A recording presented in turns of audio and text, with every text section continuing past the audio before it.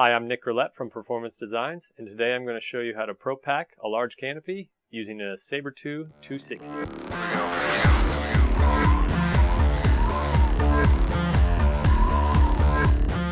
Alright, we start our pack job by setting the brakes. Very important that our brakes are set before we start packing. I would not want to see what the opening would look like without it. It would probably be very fast. A lot like starting a car in drive as opposed to in park. So this is where we start everything, making sure that we pull that brake setting down through the metal guide ring on the riser. It's also very important to stow all the excess on the keeper in the back of the riser. We don't want that floating around to get half hitched around anything. Once we do that, we can go ahead and grab the lines and walk up to the parachute. I put the steering lines on top of my index finger. I then put the rear risers in between my index finger and my middle finger. And then the front risers between my middle finger and my ring finger. And I do that both on the left hand and the right hand and walk up to the canopy. After our skydive, the canopy may be inflated with air. It may be inverted a little bit. So I'm going to do something to kind of keep the canopy lying flat and to get some of the air out of the canopy, which will make flaking our pack job a bit easier. Weight the rig or secure it with, if you're packing on the grass, secure it with a packing stake or something like that so that we can keep some good line tension on our pack job. So now what I'm going to do is grab the C's and D's, which is basically the two grommets that are right here, encompass the C's and D's, and the A's and B's go through the grommets on the other side of the slider. I'm going to rotate the pack job or the canopy 90 degrees to my body, and this is where I'm going to shake it out a bit. I'm even going to kind of lift up on these grommets here and grab these A lines and give it a shake. Now all of our line attachment points are pretty much matched up and all the materials laying nice and flat so that it'll make my job a little bit easier. This is a Sabre 2 260, so it's a 9-cell canopy. If you were taught to count the cells, go ahead and do that, but the next step is flaking out the nose and getting it ready for the pack job. So there should be 9 of those. There's 1, 2, 3, 4, 5, 6, 7, 8, 9. Making sure these line attachment points line up nice and neat, get a little bit of the air out of it, and I'm just going to stick it right between my legs. Since I already flaked the canopy and got some of the air out of it, I don't need to shake the canopy with the nose in my hand. So I think everyone's pretty much been taught that we keep the lines to the center of the pack job and the fabric to the outside. So that's what I'm going to do here, nothing different. I can see right now the pocket that I want to put my arm down in between the A and B lines, and there's a line attachment point right here on the canopy. That's going to be kind of my reference line where I'm going to bring my arm out and just make a little crease as best as I can. Between the B and C lines, I can see in there. If the slider gets in the way, just go ahead and push it out, but I don't like to bring the slider up because it oftentimes makes a mess of lines and it's very hard to see where the right side of the canopy is and where the left side of the canopy is. So I leave that slider down there to help keep it easy for me to see. These are the steering lines, which is on the tail of the canopy, and I'm just going to lay them on my forearm here while I look down into my pack job. These 4 lines are almost always the easiest one. On a 9-cell canopy, they're almost always the easiest one to find, but there is a 5th line right here that we don't want to forget about.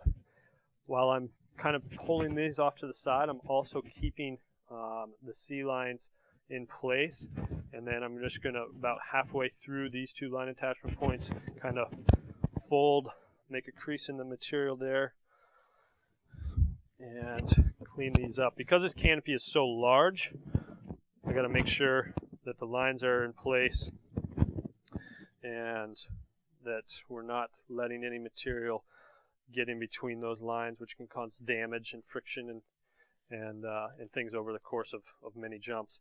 Now that I'm done with that, you can see that these steering lines are all lying nice and flat here. And this is the stabilizer. I'm just going to kind of put the stabilizer right here.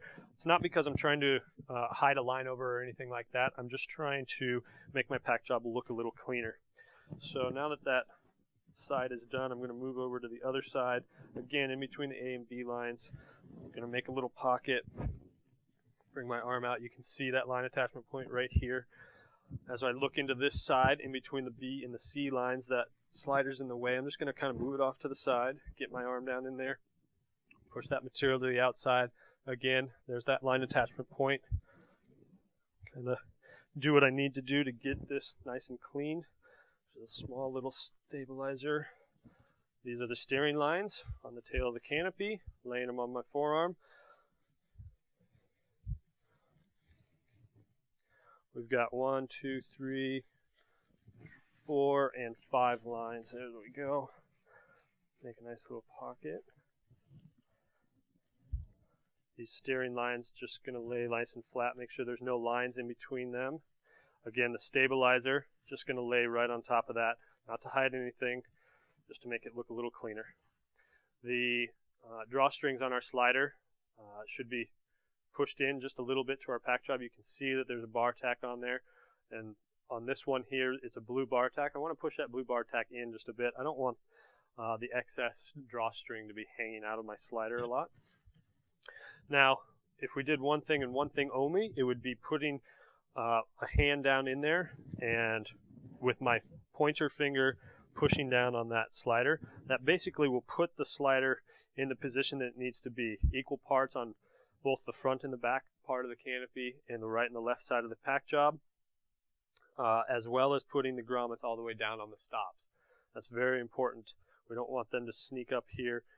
It can cause hard openings. So now that I've done that, I'm just going to clean it up a little bit and make sure that it looks nice.